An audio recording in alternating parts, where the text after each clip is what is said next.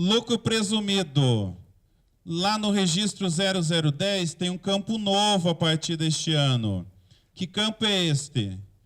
Regime de critério de reconhecimento das receitas. A Receita Federal, essa informação, só para deixar bem claro, ela já estava na ICF ano passado, mas estava bem escondidinha, estava lá no Y672, que é normalmente o último registro. Eles tiraram de lá, que era o campo 13. Se você observar no 672, o campo 13 sumiu. Ele está pulando agora do 12 para o 14. Ei, a Receita Federal não sabe contar? Não, ela sabe. É que a Receita Federal, em relação à ICF, ela vem adotando uma política de toda vez que ela suprime um campo, ela não renumera, justamente para não bagunçar os programadores, o pessoal de sistemas em relação ao layout. Simplesmente o campo sumiu, pulou o número de 12 para 14. Tá? No regime de caixa, todas as receitas são tributadas com base no seu recebimento, independente da espécie. Eu sei que o queridinho da grande maioria dos escritórios contábeis continua sendo o regime de competência. Ainda mais com uma situação que veio à tona 2 anos atrás pelo CARF, que eu já vou comentar com vocês, que aí espantou de vez aquele planejamento almejado por muitos em relação ao presumido caixa. Eu já vou explicar. Mas até então, eu mesmo, como profissional de consultoria, por várias vezes eu dizia, nesse seu caso é melhor fazer regime de caixa. Porém, depois dessa decisão polêmica do CARF, eu recuei. Aí eu tenho uma orientação diferenciada. No regime de caixa, então, é tudo tributado pelo recebimento. Não confundir com o critério de tributação da atividade imobiliária, tem nada a ver. Porque atividade imobiliária, pessoal, tributa pelo recebimento, concordam? Tanto faz se recebeu antes da entrega das chaves ou depois.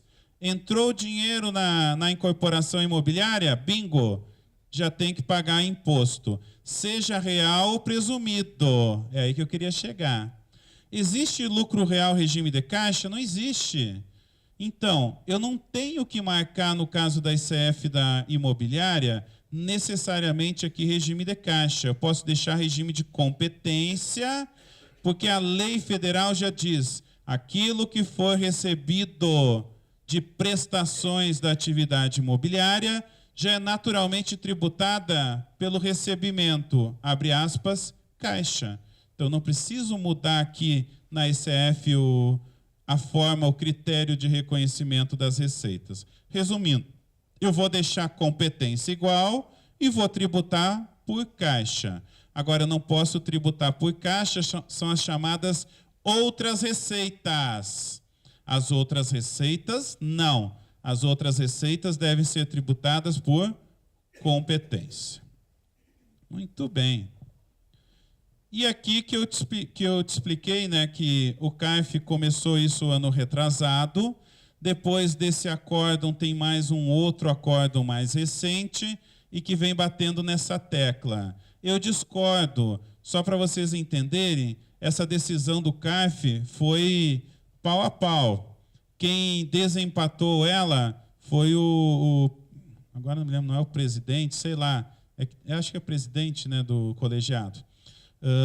Só que a gente tem que lembrar que ele é pró-fisco, então é meio... Não estou querendo contrariar a decisão, mas empatou, por exemplo, 2-2. E aí quem desempata é do lado do governo, da Receita. É meio injusto, né? Concorda comigo? Bom, mas não vem ao caso. Desde 2015, o CARF vem decidindo de que a PJ de lucro presumido, que reconheça suas receitas para fins de tributação pelo regime de caixa, não pode se utilizar da distribuição de lucros com isenção do IR-fonte aos sócios, fundamentada no resultado demonstrado por meio de escrita contábil, ou seja, desde o ano passado pela AECD. E sim, apenas pela base presumida do IR, diminuída do PIS, COFINS e IRCS. Então isso é ruim, pessoal. Estragou, sob uma ótica, aquele meu planejamento tributário para não ter que pagar imposto sobre a inadimplência. Ou daqui a pouco eu trabalho com clientes que demoram demais para pagar. Acabou, né? Porque se eu quero distribuição de lucros acima do quinhãozinho merreca lá da presunção, eu vou ter que fazer uma escolha. O que é menos pior? Adiar, diferir o pagamento dos federais. Lembre-se que é um mero adiamento, não é benefício fiscal. Ou ter que pagar imposto de renda sobre o excedente de lucros. Aí a Receita Federal, na surdina, sabe?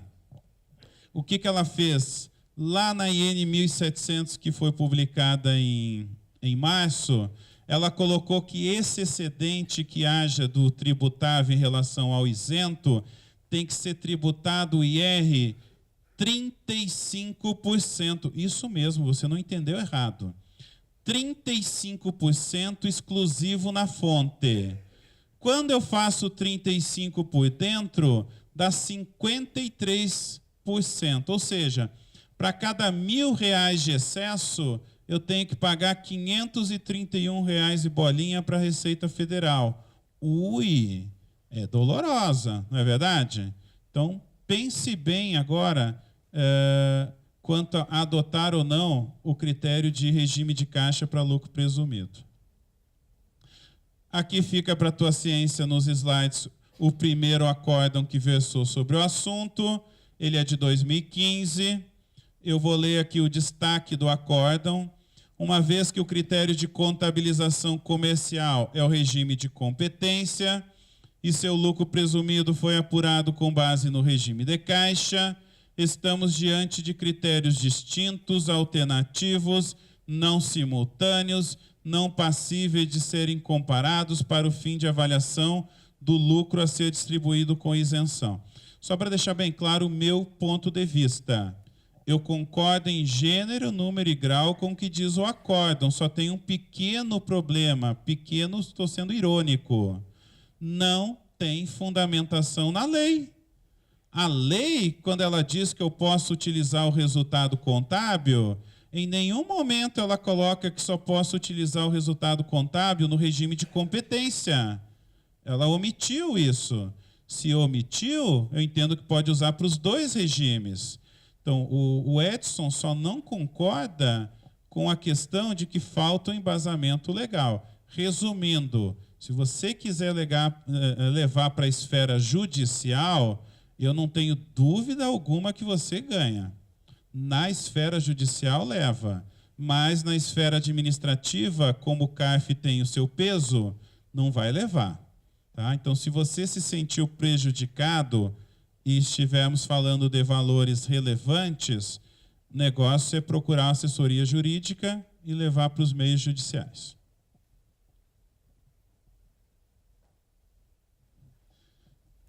E o QCEM, que é o livro caixa?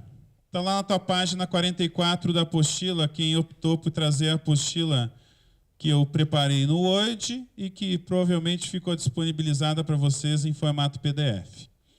Para as PJ de lucro presumido, condição 1, desobrigadas de entrega da ECD, ou 2, que não apresentaram a ECD, mesmo que desobrigadas, e, lembre-se, é conjunção adicional, é uma soma, não é alternativa, e que tenham auferido receita bruta no ano calendário 2016 superior a R$1.200.000. Só não esqueça, pessoal, poxa, eu tenho tanto cuidado e zelo com a minha apostila e os slides, mas às vezes passa. Aqui o correto não é só receita bruta, eu costumo chamar de receita bruta ajustada. O que é uma receita bruta ajustada? Líquida de devoluções e cancelamentos de vendas. Então, vou botar aqui. Ajustada. Ajustada é líquida de devoluções ou cancelamentos de vendas. Ué, você inventou isso aqui? Claro que não, né? Tanto que eu estou te botando a fundamentação. Artigo 2º, inciso 8, romano da IN 1422, e também página 333 do Manual da ICF, a versão que está em vigor, que é do mês de maio. Neste caso, ou nestes casos, perdão, tenho que importar um TXT do livro caixa. Muito bem. Antes de te demonstrar ao vivo e a cores como é que se importa esse livro caixa, você precisa ter em mente de que livro caixa estamos falando. Porque se eu conversar com 3 pessoas dessa sala, eu acredito que as 3 vão ter uma visão de livro caixa provavelmente diferentes. Então a gente tem que ver o que a Receita Federal espera de você de livro caixa. Vamos lá. O livro caixa deverá contemplar toda a movimentação financeira da pessoa jurídica, inclusive bancária. Aonde que está isso? Artigo 225, parágrafo único da IN 1700. Não esqueça, IN 1700 é leitura de cabeceira para quem trabalha com real e presumido. Estamos conversados? Você precisa conhecer a IN 1700. Portanto, o saldo apresentado no livro caixa deve equivaler ao montante, a soma das contas contábeis de caixa, bancos e aplicações de liquidez imediata. Viram a diferença? Então, quando se fala em livro caixa, não é o caixinha, é um caixão. Ui, no bom sentido, claro, né? É um caixão somando caixa propriamente dito e os equivalentes de caixa, bancos conta movimento e as aplicações de liquidez imediata. Que mais? Movimentações como transferências de numerário entre contas bancárias da empresa e também depósito de sobras do caixa não tem que aparecer nesse livro caixa para a Receita Federal. Porque pensa comigo, não interfere, não é verdade? Eu estou tirando desse bolso e botando nesse bolso. Então não vai aparecer no livro caixa. Ah, legal. Então já te dei a dica. Falando em dica, caso o teu software não exporte o livro caixa, lembrando, aviso a quem não entendeu, quem entregou excedê de lucro presumido não precisa se preocupar com esse livro caixa. Estamos entendidos? Não, não se preocupa. Só se preocupa com o livro caixa quem não apresentou a excedê de lucro presumido, porque não quis fundamentado na IN. Quem é que poderia mesmo não apresentar? Pela questão de não haver restrição quanto à isenção do imposto de renda, que na realidade a IN mudou, ela pega isso por tabela, né, por escanteio, não tenha distribuído lucros ou tenha distribuído até o limite da presunção menos os federais devidos. Mas, qual era a segunda condição? Manter livro caixa. Então, já que eu mantenho, porque eu dispensei a exceder, se eu faturei acima de 1.200.000, vamos lá, né? Quem não deve não teme. Vamos trazer esse livro caixa para dentro da ICF. Agora, vamos imaginar que você tem a contabilidade tudo bonitinha, toda bonitinha. Você acabou gerando um livro diário de papel para levar lá na junta. Se você tem a contabilidade bonitinha, se o teu sistema não exportar o livro caixa, o TXT, vou dar uma dica. Pega o conteúdo das contas de caixa, bancos e aplicações, exporta para um arquivo TXT, reorganiza por data os lançamentos, porque você vai ter datas repetidas nas 3 contas, ou múltiplas contas, não sei com quantos bancos você trabalha. Reorganiza isso, coloca lá no Excel em dados classificar, né? Reorganiza por data. Eu, se eu fosse você, reorganizaria por data e daria preferência primeiro para os movimentos a débito e depois a crédito. Por quê? Pensa comigo, para o teu caixa não ficar com saldo Negativo. Não pode ter saldo negativo no caixa. Legal?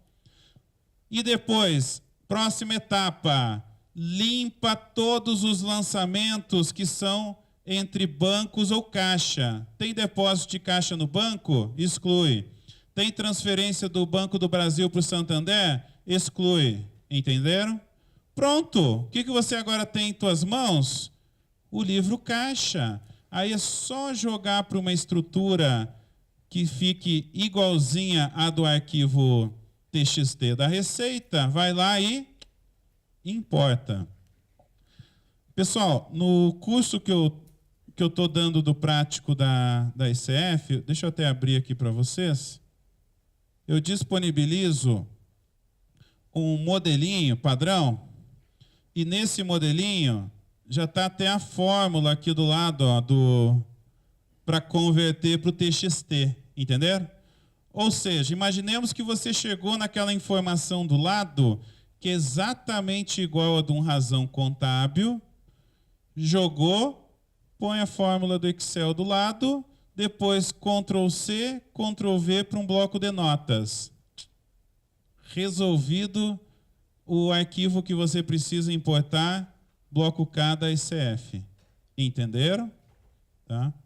Então, eu te dei uma dica para você que numa dessas, presumido, não entregou a ECD, mas não chegou a se preocupar se o teu software exportava ou não o livro caixa. Aí você apertou o pessoal do software, e o pessoal do software saiu pela tangente e disse, não vamos gerar livro caixa. Aí você, e agora? Então não esqueça, gera o conteúdo de caixa, bancos e aplicações em formato Excel, ou, na pior das hipóteses, exporta num TXT e importa no Excel. Quem trabalha com Excel sabe que dá para fazer isso. Tabula, né?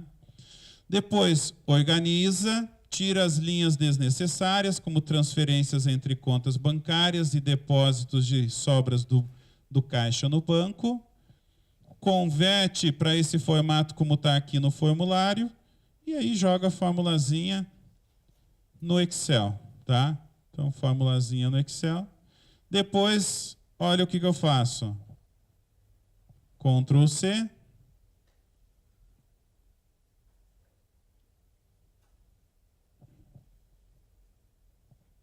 Ctrl+V. Tá? Precisa ficar nesse formato. Qual é o formato que a Receita Federal exige do TXT do bloco K, do bloco Q? Perdão, se eu falei K antes eu me enganei. Bloco Q, né? Q de periquito. É data, depois é um número de controle, sequência ou documento, um histórico, depois a coluna de valores é entrada, que corresponde ao teu débito, depois saída, que corresponde ao teu crédito, e por último, saldo atual, né? A única exigência que ele faz é que a primeira linha do arquivo tem que ser necessariamente com aquela descrição, saldo anterior. Isso é obrigatório. A primeira linha do arquivo tem que ser o saldo anterior. O resto ele não faz nenhum tipo de restrição. Ok? E a separação, veja que não é por pipe, é por ponto e vírgula.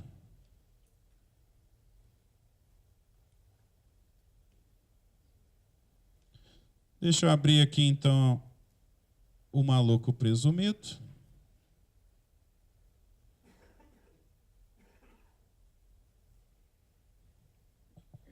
Ah, seu danadinho, isso aqui não tem o quê? O quê? Não tem problema.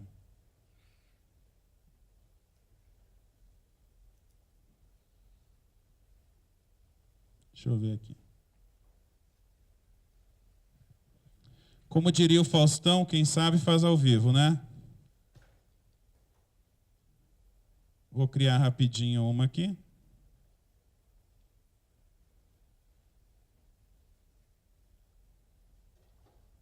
Podia ter criado ontem, né? Esqueci. Então, é lucro presumido. O tipo de escrituração para forçar o bloco Q é o L.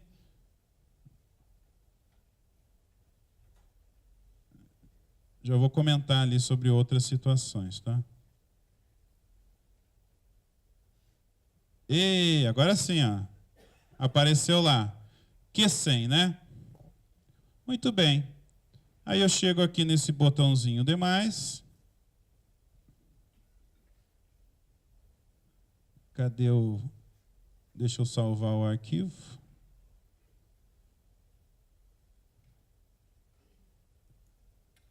Arquivo salvar como? Acho que já está no desktop. Ah, já está aqui, ó. Livro caixa Q100. Sinal demais. Pego o arquivinho, né? Está aqui. Blim! Viram que bonitinho? Tá? Ó, para quem não tinha visto, está aqui. O que chama atenção nessa tela? Não tem o botão de menos. Vocês viram? Aí a primeira vez que eu testei, eu falei, tá caramba, e se eu errei? Não se preocupe. Quando você clica no mais e pega o arquivo correto, ele sobrepõe. Então, toda vez que você for ali, ele vai sobrepondo o arquivo velho. Ele apaga o velho e coloca o novo no lugar. Tá? Então, faz uma sobreposição. Eu vejo que, mais do que entender os casos em que eu tenho que colocar o registro Q100, eu preciso entender um pouco mais sobre esse livro caixa. Já dei várias dicas para vocês. Mas tem mais, fundamentado na IN 1700. A PJ que apurar os tributos pelo regime de caixa, obrigatoriamente tem que identificar os recebimentos nota por nota. Nota por nota, claro, se é nota por nota, na descrição do histórico já coloca o nome do cliente também. Entenderam? Mas veja que interessante, a gente tem que ler a legislação e interpretar, e não viajar. Ele só me impõe essa condição se eu estiver no presumido regime de caixa. Se eu estiver no presumido regime de competência, escuta bem o que eu vou te falar. Você pode ter 2 linhas só por mês. Uma chamada recebimentos no mês e outra pagamentos no mês. Acabou. Entenderam? Então, se você é presumido regime de competência, o teu livro caixa ele pode ter apenas 24 linhas. Perdão, 25, porque é obrigado aquela primeira linha do saldo anterior. Entenderam? Então, eu vou ter saldo anterior e depois assim, eu posso concentrar nesse caso por mês, não precisa nem ser por dia. Recebimentos no mês, tanto. Pagamentos no mês, tanto. Agora, se eu for presumido o regime de caixa, opa, a IN já diz, não, os recebimentos, aquilo que entrou, tem que detalhar nota por nota. Mas e os pagamentos? Pagamentos eu posso continuar botando uma única linha no mês dos pagamentos. Entenderam? Então também não é nenhum bicho de 7 cabeças assim. Ah, tá. Aqui só um detalhe, né, que se for entrega de ECD, tem que fazer o nível de detalhamento lá na conta de clientes. Já em relação aos pagamentos, estes podem ser consolidados por dia ou mesmo por mês. Porque a Receita Federal não está de olho aqui no teu pagamento, ela está de olho nas entradas, nos recebimentos. Legal? Claro que agora, pelo amor de Deus, não vá me apresentar um livro caixa com saldo negativo, né? Livro caixa tem que ter saldo positivo. Aqui eu te dou mais algumas dicas valiosas, só que lembrando, essas dicas só para quem é regime de caixa. Eu não tributo em cima do valor bruto da nota fiscal? Sim. Agora vamos imaginar que é um serviço que tenha retenções na fonte. O correto no teu livro caixa seria apresentar na coluna entrada o valor bruto e na coluna pagamentos o destaque das retenções. Em último caso, se você não conseguir fazer isso, necessariamente você vai ter que colocar essa informação no campo do histórico. Veja que no exemplo ali que eu te apresentei do bloco Q, deixa eu voltar aqui. O que chama atenção? Eu tive 2.000, que é o valor bruto recebido de uma nota fiscal do cliente alfa, e depois eu tenho o IR de 1,5% e os 4,65. Veja que eles estão na coluna pagamentos. Eu resgatei uma aplicação financeira que teve um rendimento bruto, regime de caixa, R$200.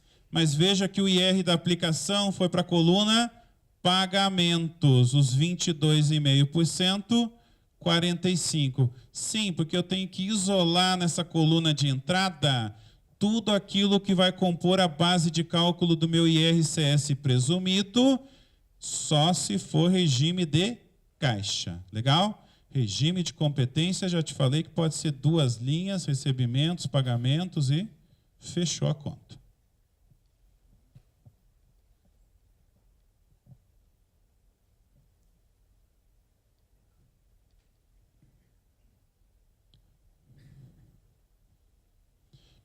Aqui na sequência, né, eu acabei demonstrando para vocês ao vivo e a cores, alguns detalhes em relação ao arquivo, o exemplo que eu te apresentei do conteúdo numa planilha de Excel e como que esse conteúdo ele fica convertido no arquivo texto pelo layout que você tem que apresentar para ser importado.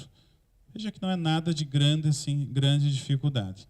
Inclusive esse número de documento, pessoal, pelo próprio exemplo do manual da ECF, não precisa ser o número da nota, o número do cheque, porque talvez você tenha dificuldade no teu sistema, ou mesmo para quem vai gerar a partir do razão contábil, vai ter dificuldade, porque essa informação está no histórico, não é verdade? Então, o que você pode fazer? Põe na sequência, 1, 2, 3, 4, 5, 6. Ele é um campo obrigatório, mas pode ter a informação que você quiser ali. Então, veja que no meu exemplo, eu só coloquei uma ordem. 1, 2, 3, 4, 5, 6, 7.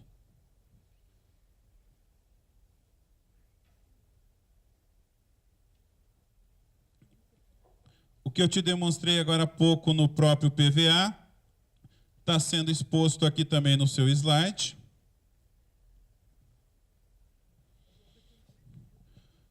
Mais 2 situações, né, que não tem necessariamente a ver com a ECF. Mas eu costumo falar, no tempo que eu trabalhava com a DPJ e agora a ECF é aquele momento final que você tem para ver se você não errou em alguma coisa nos cálculos, não é verdade? Então, se você errou, digamos que é a tua última chance de consertar. Então, nunca é tarde demais para consertar. Páginas 26 a 28 da apostila, o tópico 1.10.4, eu tenho lá o que compõe, o que vai preenchido no registro P200. O P200 é a apuração da base de cálculo do IR presumido. Então, aqui no P200, eu tenho aqui estas informações, onde eu preencho para chegar na base de cálculo do IR presumido. Aí eu tenho essa linha 11. Essa linha 11, rendimentos e ganhos líquidos de aplicações de renda fixa e renda variável. Primeiro equívoco, principalmente de quem saiu da faculdade agora. O pessoal olha ganhos líquidos e pensa que é líquido do IR fonte. Não! Não mesmo, não é líquido da retenção. Legal? É líquido, por exemplo, de eventuais perdas, de eventuais taxas, comissionamentos e até mesmo, se for o caso, do IOF, né? Porque tem casos em que, se eu resgato uma aplicação com menos de 30 dias, vai ter incidência do IOF. É o tal do IOF regressivo. Então, não confundo esse ganho líquido com o líquido do IR fonte, está errado. Aqui vai o rendimento bruto, antes da retenção do IR. No regime de competência, se você está no critério de competência para reconhecimento das receitas no presumido, lembre-se que nós estamos falando ainda do presumido. Tais rendimentos devem ser oferecidos igualmente para a tributação, mas no momento da alienação, resgate ou cessão do título, ou seja, pelo regime de caixa. Aonde que eu quero chegar com isso? Se a tua empresa ou cliente que está no presumido aplicou uma grana em janeiro de 2016 e só foi resgatar isso agora em janeiro de 2017, ela tem algum valor para informar nessa linha 11 dos 4 trimestres de 2016? Tem nada. Por quê? Se não resgatou, não ofereceu a tributação. E isso vale mesmo para o regime de competência do lucro presumido. Estamos conversados? Não, então não é pode, é deve. Isso já é bem antigo, isso já vem lá de 97. Só vem sendo requentado a cada instrução normativa nova que a Receita Federal publica. Tranquilo? Então você não deveria ter tributado por competência, sim por caixa. As variações cambiais ativas, operações liquidadas, que vai na linha 19 do P200, ela só deve ser preenchida se lá na tua DCTF de janeiro você assinalou a opção de regime de caixa. Lembrando que aquele regime de caixa não é regime de caixa do presumido, tanto que aquilo vale também para lucro real. É regime de caixa exclusivamente para as variações cambiais. Ah, então se eu marquei caixa lá, eu só vou tributar a variação cambial no momento da liquidação do contrato de câmbio, ok? Só naquele momento é que eu vou ver quanto que deu a variação em relação ao lançamento original do direito ou da obrigação. Se eu marquei competência, pessoal, não é nessa linha que se preenche. Aí tem uma outra linha própria específica. Legal? Então tem que tomar cuidado no preenchimento ou na parametrização da tua ECF.